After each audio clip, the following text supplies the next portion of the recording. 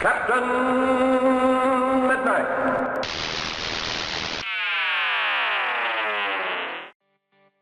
I've made quite a few videos about Spider-Man since the release of Homecoming this summer, and most of them were very positive. I really enjoyed what Marvel Studios and Sony were able to do with the character. But I noticed a trend in the comments too. While many agreed with me about Homecoming, there was a lot of grumbling about what Marvel and Disney were doing with Spidey on the small screen, in his new show, not so creatively titled Marvel's Spider-Man. So even though, cards on the table, I'm not the biggest animation guy in the world, I decided to check it out, because I mean everyone was acting like this was the worst thing to happen to Spider-Man since One More Day. So I sat down, watched the origin shorts online and the first episode, and then, out of fairness and not wanting to judge a show completely on its pilot, I watched 2 more episodes, skipping ahead to episode 11, Halloween Moon, and episode 12, Spider-Man on Ice. So was it as awful as I'd heard? Well, yes and no.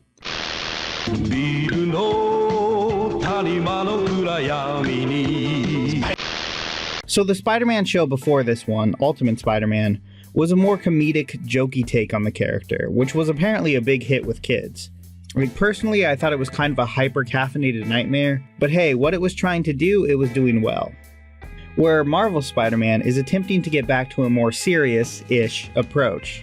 And sadly, I wouldn't really say it succeeds. I feel a little goofy judging the show too harshly, since I'm well out of its target demographic, but cartoons like Spectacular Spider-Man show that you can create stories written for the characters that are smartly written and satisfying for all ages. And really, that's exactly what most classic Spider-Man stories in the comics do too, and this show just really can't hold a candle to those. I guess I should start with its depiction of the webhead himself. Peter Parker, voiced here by Robbie Daymond, is fine, I guess. The show picks up with Peter already having his spider powers and fighting crime in a cheap costume, much like Homecoming.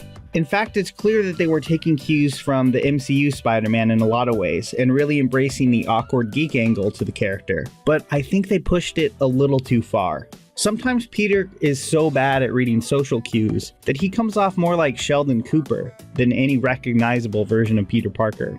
Peter Parker! P is in phosphorus, E is in electron, T is in... Okay.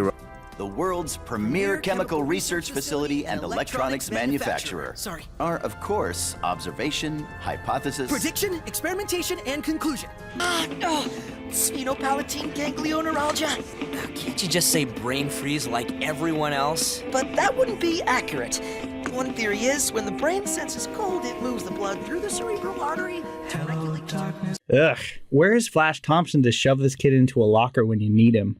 To be fair, they seem to tone this down later on in the show, and I actually enjoyed the Peter Parker of Halloween Moon, which I think was my favorite episode of the 4. So hopefully I can just chalk this up to shaky first episode writing. But one thing that does stick around is the show's obsession and absolute worship of science. Or didn't you hear that? Science is the new currency.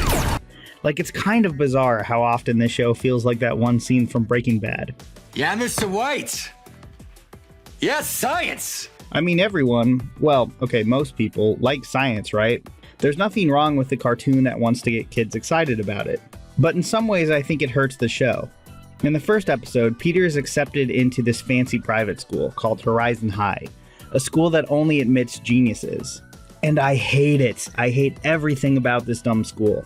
Everyone who goes there, including familiar faces like Gwen Stacy, Harry Osborn, and Miles Morales, are presented as these super geniuses capable of building Tony Stark level tech in high school.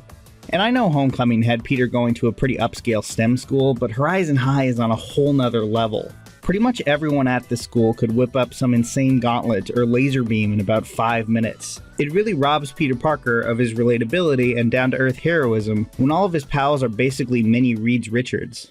It's that web-slinging weasel!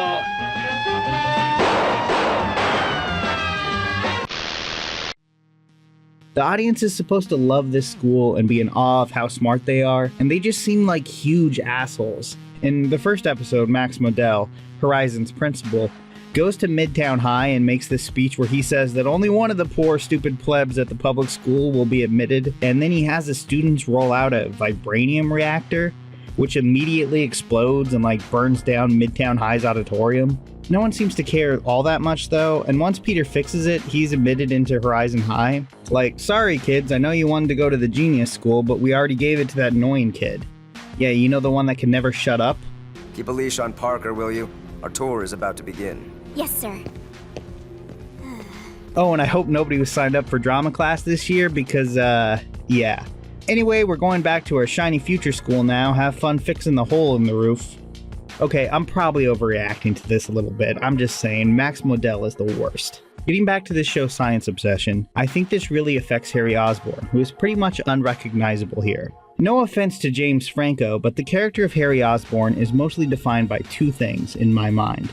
An incredibly bad haircut that's managed to stick around since the 60s, and his crushing mediocrity. And that second part is more important than you might think, because the classic versions of Peter, Harry, and Norman Osborn have a pretty great dynamic.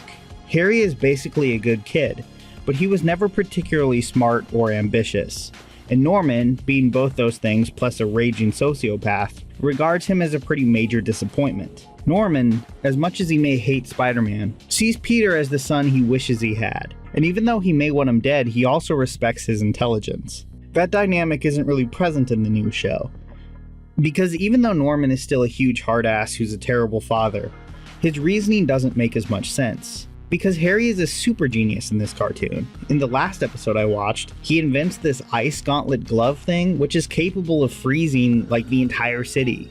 He's confident, collected. In other words, he's just not really Harry Osborn. Speaking of that ice glove, it gets stolen by a criminal who becomes Blizzard, a pretty obscure old Iron Man villain. And he can use it for just about anything, like he builds a giant ice suit for himself to fight in. So Peter and Harry decide to build the opposite of their ice glove, which again they invented, and they build a flaming sword. Like, that's it. The ice glove they made can turn you into a supervillain. Their follow-up is just, it's a sword on fire. So yeah, when he tries to fight this giant monster with a flaming sword, it doesn't quite go well. Anyway, that's probably enough nitpicking the plot of a cartoon.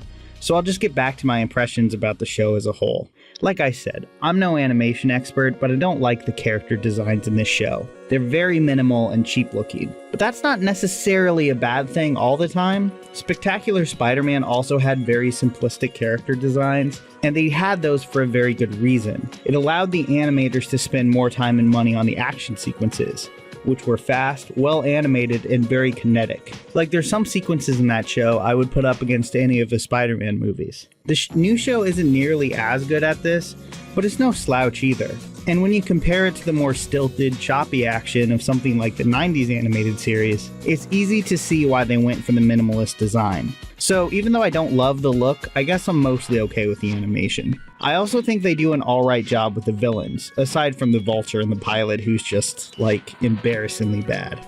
I especially liked Man-Wolf, a character I've never thought got enough recognition. His fights with Spider-Man and the Hulk were a lot of fun. And his episode, Halloween Moon, made good use of both the school setting and the entire cast. It also had a Halloween-themed plot that was goofy and cartoony, but in a more fun way than the rest of the episodes. If you think that's the end of old Webhead's troubles, think again.